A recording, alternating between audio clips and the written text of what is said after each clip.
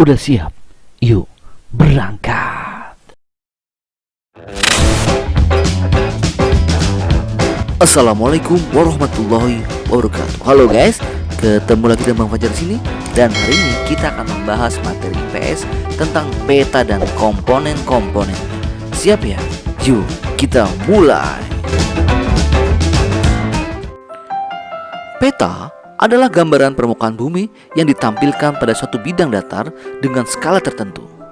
Peta bisa disajikan dalam berbagai cara yang berbeda, mulai dari peta konvensional yang tercetak hingga peta digital yang tampil di layar komputer.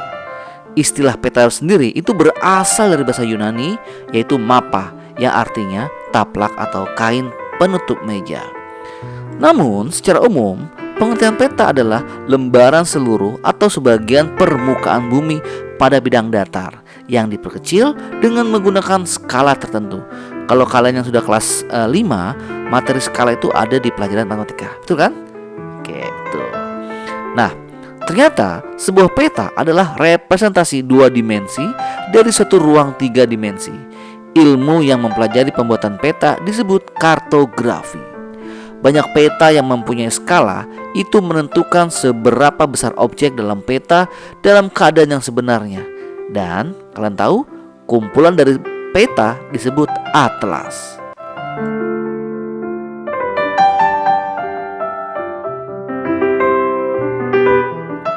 Berikut ini adalah fungsi peta, yaitu pertama, peta berfungsi untuk menunjukkan posisi atau lokasi suatu tempat di permukaan bumi. Yang kedua, ia berfungsi untuk memperlihatkan ukuran, luas atau jarak, dan arah satu tempat di permukaan bumi. Yang ketiga, berfungsi untuk menggambarkan bentuk-bentuk di permukaan bumi seperti benua, negara, gunung, sungai, dan bentuk-bentuk lainnya. Berikut adalah berfungsi untuk membantu peneliti sebelum melakukan survei untuk mengetahui kondisi daerah yang akan diteliti. Dan terakhir, peta berfungsi sebagai alat untuk mempelajari hubungan timbal balik antara fenomena-fenomena geografi di permukaan bumi.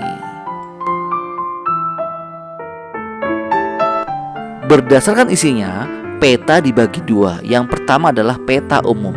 Apa itu peta umum? Peta umum adalah jenis peta yang menggambarkan kenampakan bumi, baik fenomena alam atau budaya. Peta umum dibagi 3, yaitu peta topografi, peta korografi, dan peta dunia atau dikenal dengan geografi. Berikutnya ada namanya peta khusus atau peta tematik. Kalau tematik ini artinya menampilkan informasi hanya pada bagian tertentu saja. Lalu apa saja komponen yang kita temukan di dalam peta? Yang pertama adalah judul. Judul ini mencerminkan isi sekaligus tipe peta. Penulisan judul pada peta biasanya ada di bagian atas, tengah, kanan, atau bawah. Walaupun demikian, sedapat mungkin kalau judul peta itu harus berada di kanan atas. Sedangkan legenda adalah keterangan dari simbol-simbol yang merupakan kunci untuk memahami peta. Yang kedua adalah tanda arah. Biasanya arah utara ditunjukkan oleh tanda panah ke atas pada peta. Letaknya di tempat yang sesuai jika ada garis lintang dan bujur. Dan koordinat dapat sebagai petunjuk arah. Yang ketiga adalah skala. Skala adalah perbandingan jarak pada peta dengan jarak sesungguhnya di lapangan. Jadi, skala itu biasanya ditulis di bawah judul peta atau di luar garis tepi di bagian bawah dekat legenda. Nah, skala itu sendiri dibagi 3 ya. Ada skala angka, misalnya 1:2 juta, lalu ada skala garis, dan ada namanya skala verbal. Berikutnya adalah simbol. Simbol peta adalah tanda atau gambar yang mewakili ketampakan yang ada di dalam permukaan bumi dan terdapat pada peta ketampakan. Jenis-jenis simbol ya pada peta itu biasanya pertama, simbol titik itu biasanya menyajikan tempat atau data proporsional. Kemudian simbol area biasanya diwakili suatu area tertentu dengan simbol yang mencakup area. Yang tiga, simbol aliran digunakan untuk menyatukan menyatakan alur atau gerak. Simbol batang digunakan untuk menyatakan suatu harga atau dibandingkan dengan harga lainnya. Simbol lingkaran ini menyatakan tentang kuantitas atau jumlah dalam bentuk persentase. Yang terakhir adalah simbol bola, digunakan untuk menyatakan volume dan sebagainya.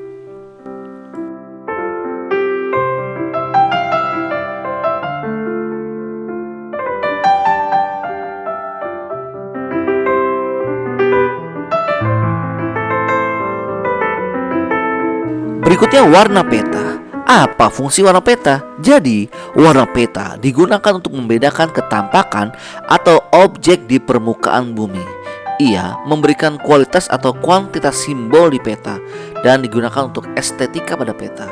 Nah, warna pada simbol peta itu ada 8 warna. Yang pertama, warna hijau. Ini artinya adalah daerah yang memiliki ketinggian kurang dari 200 meter. Warna merah menunjukkan jalan kereta api atau gunung aktif, dan warna merah ini sering dijumpai pada peta satu provinsi. Warna hijau muda ini menunjukkan suatu daerah yang memiliki ketinggian antara 200 sampai 400 meter di atas permukaan laut. Warna kuning menunjukkan suatu daerah yang memiliki ketinggian antara 500 sampai 1000 meter di atas permukaan laut. Dan warna coklat muda menunjukkan daerah yang mempunyai ketinggian antara 1000 sampai 1500 meter di atas permukaan air laut. Warna coklat menunjukkan daerah yang mempunyai ketinggian lebih dari 1500 meter di atas permukaan air laut. Kemudian warna biru muda menunjukkan wilayah perairan laut yang mempunyai kedalaman antara 200 sampai 2000 meter. Dan terakhir, warna biru tua menunjukkan wilayah perairan laut dengan kedalaman lebih dari 2000 meter.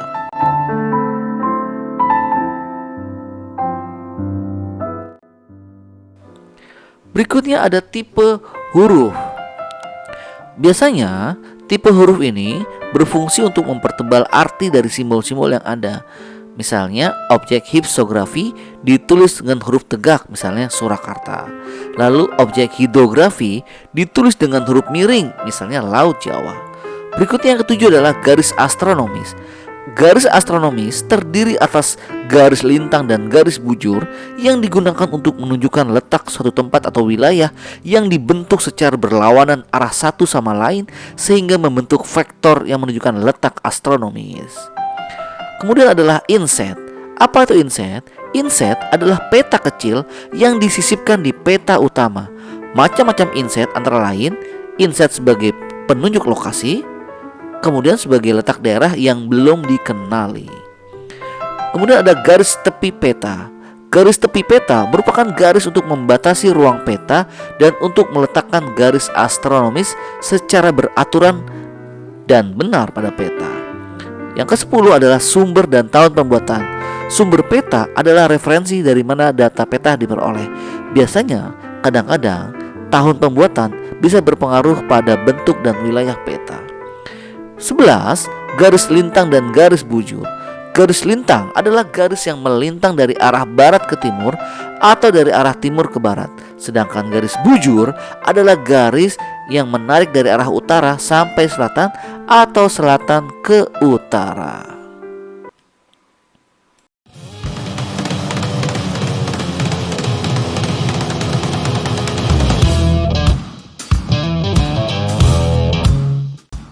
Oke guys, terima kasih sudah menyimak video ini. Mudah-mudahan bermanfaat dan jangan lupa selalu like, share, and subscribe this channel. Thank you guys.